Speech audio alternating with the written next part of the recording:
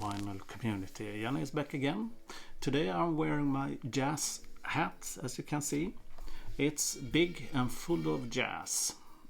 It's so big that you can feel it's grow. Yeah, just kidding. Anyway, I will today follow Chris Line. You know, the guy behind the channel Tunes from the Man Cave. Chris is totally into jazz. Sold everything that he owns to get all the jazz records he wants. Pretty awesome. Just to change direction. Totally. I'm not there yet. I do like jazz as I'm getting older. But I'm not an expert. Far off. More as a novice, new beginner, and still want to learn. I don't have so many jazz albums yet. Hopefully soon. It's a long way to go, much to learn, much to listen to. So I really enjoyed the videos that has come out so far. I really dig them. So Julius Jaber's video the other day, and it was kind of funny. I didn't recognize any of those. So now you know where I'm standing. But I managed to answer your questions pretty well. So let's get this started. First question, album that got you into jazz. And for me, it started actually with a classic. Long time ago. I'm not really sure how old I was, probably 15, 16. I didn't like it then. Heard it again when I was 20 something, and I thought it was, oh, this is okay. I think I will get this soon. And it was Miles Davis, Kind of Blue. This is a classic. You could say that this is the starter. It's not the first one I got. Probably the second or third album. I can't actually remember it, but Kind of Blue was the starter of everything. Because number 2, first jazz album you bought, is also a Miles Davis, and it's Tutu. And I think I bought this around when it came out in 1986. No, it was, I bought it in 90 something. I'm not really sure when it actually was, but this was the first one I bought. And I do like it. It's a little bit of modern and style of Miles Davis. Really dig it. Record You Own by Blue Note. And here's one. Art Blakey and the Jazz Messengers. The Big Beat. In my opinion, he's the best jazz drummer. I really like his swinging. It's so cool. Sounds so great. Number 4, a record you own on Prestige. And another Miles Davis. Relaxing Wind. Here is the Miles Davis Quintet. Also a really good one. And this is Julius 6. The German. They were pretty common here in Sweden and Europe during that days when OGC released those. Okay, number 5, a record on Impulse. I have Sonny Rollins soundtrack Orphy, and I really dig this. It's really good. It's actually like a good old-fashioned movie soundtrack. Really good. A record on Riverside. Another favorite artist I have, and that is Thelonious Monk. And this album is marvelous. Marvelous. His second best, I think. But it's really good. Riverside. Repress on OGC.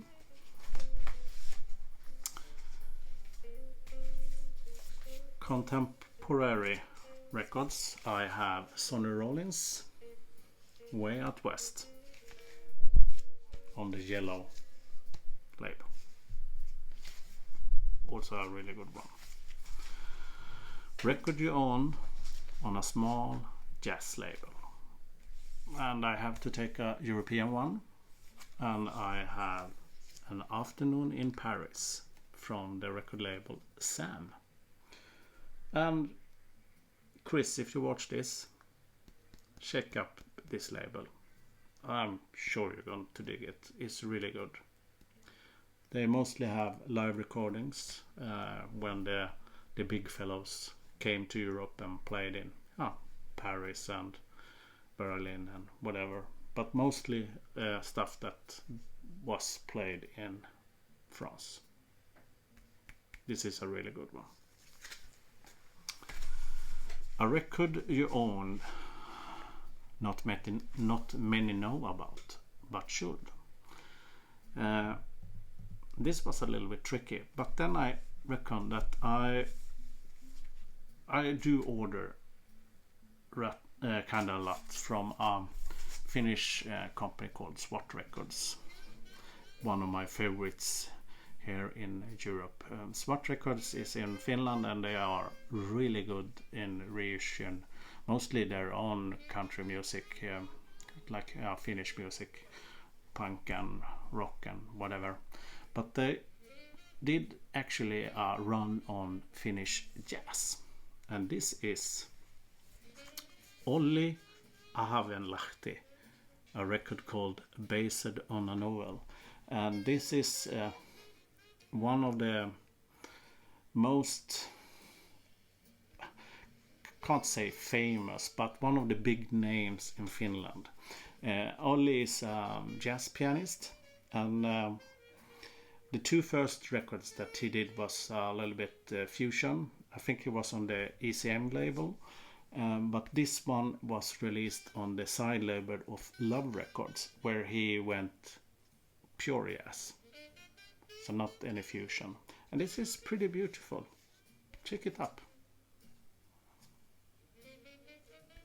Based on a novel. Olli. Okay, next one. Favorite jazz record you bought in 2020? And it's this one. Duke Pearson, Pierre Dog, on the Atlantic label. This is a really good one, with a little bit country western feeling over it, but mostly it's classic Duke. Really good. I like this dude. Next one, number 11. Sorry, I'm getting lost in all this question. Favorite record in an artist discography.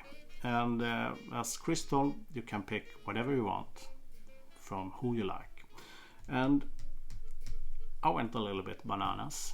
I have a dude that I do like, and it's a guy called Jan Garbarek. This is a ECM record, Vici Tai To. It's like Indian vibes in a jazz atmosphere. It's really beautiful. Highly recommend. At least to check up. You might dig it. Favorite record you bought in a brick or mortar shop? I found actually this like a couple of months ago. Duke Ellington and his orchestra. This was pretty cool. And I'm not really sure how much I paid, but it wasn't much. 10-inch in a really, really good shape. The Liberian suit on the Philips label. Number 13, a record you bought online. about this one last year. Art Blakey and the Jazzman, also from Sam Records. Really good live performance. Record a friend found for you or gifted to you. And I have this one. Jimmy Smith, The Incredible, Got My Mojo Working. This was in a pile of records that I received from a friend for free as a kind gesture. It was really nice of him. It's on the Verb label. It's pretty good. I like Jimmy Smith. Don't know why nobody else does. Anyway, next one. A jazz box set. I only have one. And it's Thelonious Monk. Les Liaisons Dangereuses from 1960. A record store day. And this is a fantastic live performance. And the record is pressed at Palace, Germany. Excellent.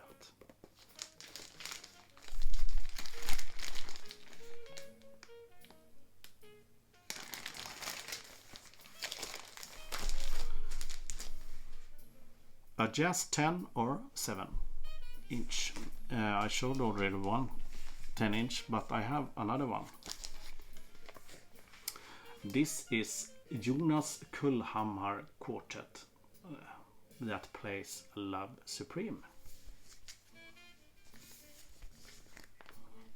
And they do it really, really good. I think Jonas Kullhammar is one of the best tenor sax guys that we have in Sweden at the moment. He's fantastic. Really good.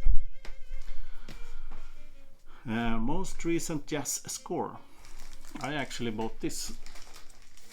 My first Tom Poet. Bass on Top with Paul Chambers Quartet. Really good bass player indeed. And this is a really bassy record.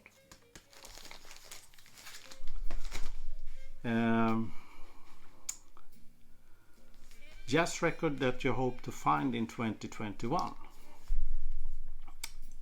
And here I would like to find the Miles Davis Quintet's record called Miles. That one I wish to find somewhere. It doesn't have to be an OG. If it is, then really good. If not, I'm still happy. So Miles with the Miles Davis Quintet. Number 19, a jazz record you own that you would like to upgrade in 2021, and is this one. Thelonious Monk at the Black Hawk. And mine is on our Riverside, but this copy is pretty beaten up. I could say it's only a VG, so I would like to upgrade it to a better play copy, as I do like Thelonious Monk. Next one, a free jazz record.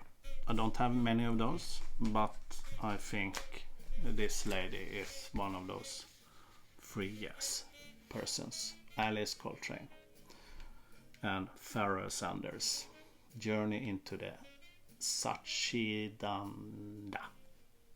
Sorry for butchering it, but Alice Coltrane on the Impulse.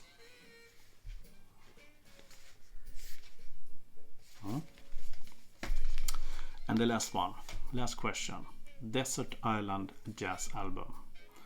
And that's really easy for me. I love this one. Ben Webster's Soul Will.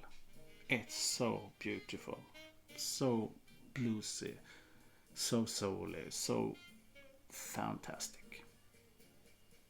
Gorgeous album on the Verb Records. Okay, that was my pile for the Jazz Vinyl Tag 2021. I hope you all enjoyed the trip through the jazz, and I hope you are satisfied with my answer, Chris. And rock on and keep the records spinning. Fridens.